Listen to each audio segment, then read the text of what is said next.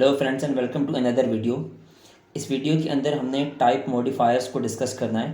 पिछली वीडियो के अंदर हमने डेटा टाइप को डिस्कस किया था और ये हमने डिस्कस किया था कि डेटा टाइप डिफरेंट किस्म की डेटा टाइप को किस तरीके से C++ प्रोग्रामिंग के अंदर यूज़ किया जा सकता है। इस वीडियो के अंदर हम उनके मॉडिफायर्स को डिस्कस करेंगे कि किस तरह से डेटा टाइप को मॉडिफाई किया जा सकता है, और इसी वीडियो के अंदर हम इनपुट स्टेटमेंट का भी जिक्र कर लेंगे कि किस तरीके से C++ प्रोग्रामिंग के अंदर इनपुट लिया जा सकता है। चलें स्टार्ट करते हैं ज़रा। मॉडिफायर्स का अगर हम जिक्र करें तो मॉडिफायर का मतलब अभी हमने डिस्कस कर लिया था कि जो हमारी फंडामेंटल डेटा टाइप्स हैं उनकी मीनिंग को या उनके साइज़ में चेंजेस लाने के लिए हम मॉडिफायर्स का इस्तेमाल करते हैं। तो हमारे पास C++ के अंदर 4 किस्म के मॉडिफायर्स हैं: short, long, signed and unsigned. इन चारों मॉडिफायर्स को यूज़ करते हुए आप डेटा टाइप को मॉडिफाई कर सकते हैं। सबसे पहले अगर हम जिक्र करें तो शॉर्ट टाइप मॉडिफायर का हम जिक्र करेंगे। वैसे तो इंटीजर के इस्तेमाल के लिए हम इंटीजर ए और इज इक्वल टू वैल्यू हम लिख सकते थे। अगर आप इसकी नंबर ऑफ बाइट्स में आप कमी या इसमें इंक्रीज़ करना चाहते हैं तो आप मॉडिफायर इस्तेमाल करेंगे। शॉर्ट डेटा टाइप जब आप इस्तेमाल करते हैं तो इसकी रेंज जो है 32,000 प्लस नेगेटिव से लेकर 32,000 पॉजिटिव तक इसकी रेंज जो है वो कम हो जाती है। और शॉर्ट टाइप की जो बाइट है मेमोरी के अंदर वो 2 बाइट्स ऑक्यूपाई करती है। तो इसकी मदद से आप अपनी मेमोरी का कम से कम इस्तेमाल कर सकते हैं। अगर आपके पास जो वैल्यू आप इस्तेमाल करने वाले हैं वो वैल्यू की जो रेंज है वो इस रेंज के बीच में 32,000 की रेंज के बीच में पॉजिटिव नेगेटिव नंबर्स के बीच में आ रही है, तो आप शॉर्ट टाइप मॉडिफायर का इस्तेमाल कर सकते हैं। 2 तरीके हैं शॉर्ट टाइप मॉडिफायर का इस्तेमाल करने के लिए। आप short a is equal to लिख कर भी अपनी वैल्यू लिख सकते हैं, इंटीजर का लिखना ज़रूरी नहीं है। तो ये जो दोनों इक्विवेलेंट दोनों जो है वो सी की जो लाइन लिखी हुई है शॉर्ट ए और शॉर्ट इंट ए दोनों इक्विवेलेंट है। आपकी मर्जी है, आप इंटीजर की डेटा टाइप को आप स्किप भी कर सकते हैं, कंपाइलर ऑटोमेटिकली रिकॉग्नाइज कर देगा। दूसरे मॉडिफायर का अगर आप जिक्र करें तो वो लॉन्ग है। तो लॉन्ग एक्चुअली आपके C++ प्रोग्रामिंग के अंदर साइज़ को इंक्रीज़ करने के लिए इस्तेमाल किया जाता है। तो जिस तरीके से शॉर्ट का इस्तेमाल किया गया था सेम इसी तरीके से लॉन्ग का भी इस्तेमाल किया जाता है। इसमें तकरीबन अराउंड 10 डिजिट्स के अराउंड इसके अंदर नंबर्स को स्टोर किया जा सकता है, नेगेटिव से लेकर पॉजिटिव तक। तो उनको इस्तेमाल करने के लिए इसके भी 2 इक्विवेलेंट है। आप लॉन्ग वेरिएबल का नाम इक्वल टू लिख के आप वैल्यू लिख सकते हैं, और इंटीजर का लिखना इसमें ज़रूरी नहीं है। और आप चाहें तो इंटीजर लिखें या ना लिखें, ये जो है वो ये हमारे पास इसमें ऑप्शनल है। नेक्स्ट मॉडिफायर हमारे पास साइंड मॉडिफायर है। साइंड मॉडिफायर को वैसे लिखने की ज़रूरत नहीं होती है। साइंड मॉडिफायर के अंदर आप पॉजिटिव और नेगेटिव दोनों नंबर इस्तेमाल कर सकते हैं, ज़ीरो को इंक्लूड करके। अब यहाँ पे 3 एग्जांपल्स आपको दिखाई गई हैं। Signed INT int x is equal to कोई भी वैल्यू, ठीक है। दूसरा तरीक़ाकार है साइंड इंट y और इसमें नेगेटिव वैल्यू को स्टोर किया गया है, और थर्ड वेरिएबल के अंदर जीरो वैल्यू को स्टोर किया गया है। इसका मतलब ये हुआ साइंड मॉडिफायर के अंदर तीनों किस्म की वैल्यूज़ को स्टोर किया जा सकता है। साइंड के बारे में जिस तरीके से मैंने आपसे अभी कहा था कि साइंड को लिखने की ज़रूरत नहीं होती है। बाय डिफ़ॉल्ट अगर आपने कोई भी इंटीजर डिक्लेयर किया है तो वो साइंड ही होता है, उसके साथ साइंड लिखने की ज़रूरत नहीं होती है। साइंड और अनसाइंड वेरिएबल्स को इंटीजर और चार दोनों डेटा टाइप्स के लिए इस्तेमाल किया जा सकता है। नेक्स्ट मॉडिफायर हमारे पास अनसाइंड का है। अनसाइंड को लिखने की एक वजह नॉन नेगेटिव नंबर है। अगर आपके पास सिर्फ नॉन नेगेटिव इंटीजर को ही स्टोर करने की कैपेसिटी आप स्टोर करना चाहते हैं तो अनसाइंड के इस्तेमाल से आपकी डेटा रेंज ऑटोमेटिकली बढ़ जाएगी।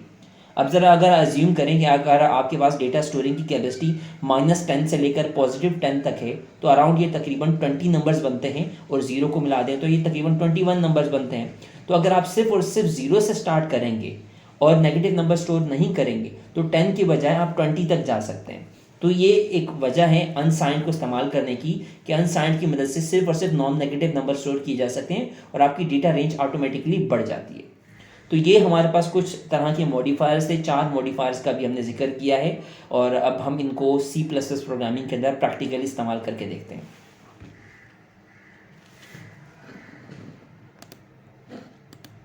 अब यहाँ पे मैंने एक प्रोग्राम लिखा है। इस प्रोग्राम्स की तमाम बेसिक्स पिछली क्लासेस में डिस्कस की जा चुकी हैं। अगर आपने नहीं देखी तो पिछली वीडियो ज़रूर जाके देख लीजिएगा। यहाँ पे मैंने 4 से 5 वेरिएबल डिक्लेयर किए हैं। पहला वेरिएबल सेम इसी तरीके शॉर्ट लिखा, इसके साथ INT नहीं लिखा, तो ऑटोमेटिकली कंपाइलर अज्यूम कर लेगा कि ये इंटीजर का वेरिएबल है। लॉन्ग के साथ भी मैंने यहाँ पे इंटीजर नहीं लिखा, तो ये इसके साथ लिखना ज़रूरी नहीं होता है। साइंड के अंदर मैंने 2 वेरिएबल एक साथ डिक्लेयर किए हैं, signed integer x is equal to 23, comma replace करके आप दूसरी वैल्यू भी आप यहाँ पे इस्तेमाल कर सकते हैं। तीसरा वेरिएबल मैंने अनसाइंड के लिए इस्तेमाल किया है, यहाँ पे मैं अनसाइंड वैल्यू को स्टोर करने वाला हूँ, इसमें नेगेटिव नंबर को स्टोर नहीं किया जा सकता। चौथा वेरिएबल के साथ मैंने 2 मॉडिफायर्स एक साथ इस्तेमाल किए हैं। तो जी हाँ बिल्कुल, आप 2 मॉडिफायर एक साथ इस्तेमाल कर सकते हैं। शॉर्ट या लॉन्ग में से कोई भी एक आप एक इस्तेमाल कर सकते हैं, साइंड और अनसाइंड में से कोई भी एक आप इस्तेमाल कर सकते हैं। शॉर्ट लॉन्ग दोनों एक साथ इस्तेमाल नहीं किए जा सकते। तो यहाँ पे मैंने क्या लिखा, अनसाइंड लॉन्ग, तो ये 2 मॉडिफायर्स एक साथ मैंने इस्तेमाल करके एक वेरिएबल डिक्लेयर किया है। अब यहाँ पे हमने लाइन नंबर 10 पे जो वेरिएबल डिक्लेयर किया है, अब इसकी वैल्यू हम यूज़र से लेकर देखते हैं। तमाम वेरिएबल को डिक्लेयर करने के बाद उनकी वैल्यू यहाँ पर असाइन कर दी गई है, जो कि हार्ड कोडेड वैल्यू है। अब इसकी वैल्यू हम यूज़र से गेट करेंगे। तो यूज़र से वैल्यू गेट करने के लिए पहले हम सिंपल से स्क्रीन के ऊपर प्रिंट करते हैं, इंटर योर वैल्यू। इसके लिखने का मकसद खाली यूज़र के लिए क्वेश्चन है जो स्क्रीन के ऊपर प्रिंट होगा, और जिस तरीके से बाकी क्लासेस के अंदर हमने डिस्कस किया था, एंड एल का मतलब है न्यू लाइन, तो न्यू लाइन का हमने यहाँ पे इस्तेमाल किया। अब इस लाइन के जरिए क्या होगा, सिर्फ स्क्रीन के ऊपर एक क्वेश्चन प्रिंट होगा, इंटर योर वैल्यू। अब यूज़र से वैल्यू कैसे लेंगे, यूज़र से वैल्यू लेने के लिए हम सी इन का इस्तेमाल करते हैं। सी इन के जरिए हम यूज़र की वैल्यू ले सकते हैं। अब वैल्यू किस वेरिएबल में स्टोर करनी है, हमें यहाँ पे वेरिएबल नेम लिखना होगा। NUM मैंने लिख दिया, तो NUM के अंदर यूज़र की वैल्यू स्टोर कर दी जाएगी। अब सेम इसी तरीके से अब इसको यहाँ पे इन तमाम हेडिंग को प्रिंट करने के बाद हम यहाँ पर इसको प्रिंट कर देते हैं इस वेरिएबल को। तो हमने लिखा NUM, तो यहाँ पे सिर्फ और सिर्फ NUM की वैल्यू प्रिंट की जाएगी। अब ज़रा इसको रन करके देखते हैं।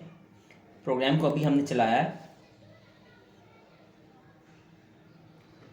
कंपाइल करने के बाद अब इसे हम कंपाइल एंड रन करेंगे।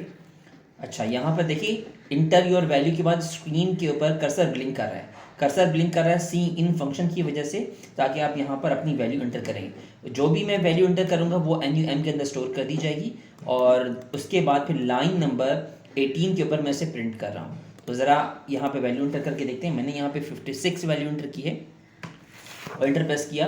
देखिए ये 3 lines, line number 15 and 16 and 17 के ज़रिए खाली यहाँ पे एक हेडिंग प्रिंट की गई, और उसके बाद 56 प्रिंट हो गया। अब ज़रा अगर हम इसे थोड़ी सा डेकोरेट करके लिखें, इस तरीके से कर सकते हैं। इन्वर्टेड कॉमास के अंदर मैंने लिख दिया वैल्यू ऑफ नन, ठीक है, और उसके एंड पे न्यू लाइन, ताकि नेक्स्ट लाइन के अंदर मैं दूसरे वेरिएबल्स को भी प्रिंट कर सकूँ, ठीक है। और इसी तरीके से मैं दूसरे वेरिएबल्स को भी प्रिंट कर देता हूँ।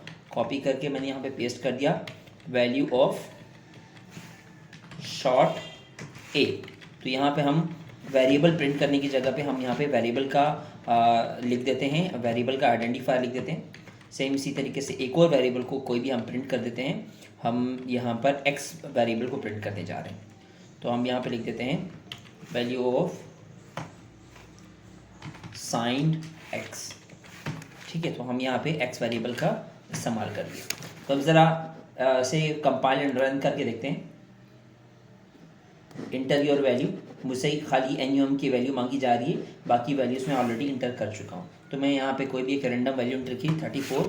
अब आप यहाँ पे देखेंगे value of num 34, value of short a 1 2 3 4 5 जो ऑलरेडी ऊपर डिक्लेयर की जा चुकी है, और सेम इसी तरीके से value of signed x, signed की स्पेलिंग कर लिख दिए, साइंड एक्स की 23। अच्छा, यहाँ पे देखिए, यहाँ पे जो भी मैं इन्वर्टेड कॉमास के अंदर जिस तरीके से भी लिख रहा हूँ सेम वैसे ही प्रिंट हो रहा है। तो इसका सिंटेक्स से कोई ताल्लुक नहीं है। हाँ, यहाँ पे वेरिएबल जो है वो उसका सिंटेक्स से ताल्लुक है, क्योंकि यहाँ पे देखिए अब मैंने यहाँ पे एक्स लिखा हुआ है, यहाँ पे भी एक्स है, और अगर मैं यहाँ एक्स की जगह पे कैपिटल एक्स लिख दूँगा तो अब ये प्रोग्राम कंपाइल नहीं होगा।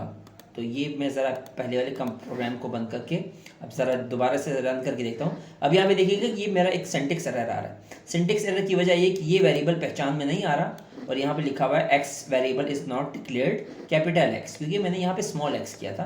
तो इन चीज़ों का ध्यान रखिएगा कि जो वेरिएबल आपने यहाँ पे डिक्लेयर किया है सेम उसी वेरिएबल का नाम आपने यहाँ पे इस्तेमाल करना है। इन्वर्टेड कॉमास के अंदर तो सिर्फ और सिर्फ सिंपल स्ट्रिंग है, तो उसके अंदर आप अपनी मर्जी के टेक्स्ट लिख सकते हैं।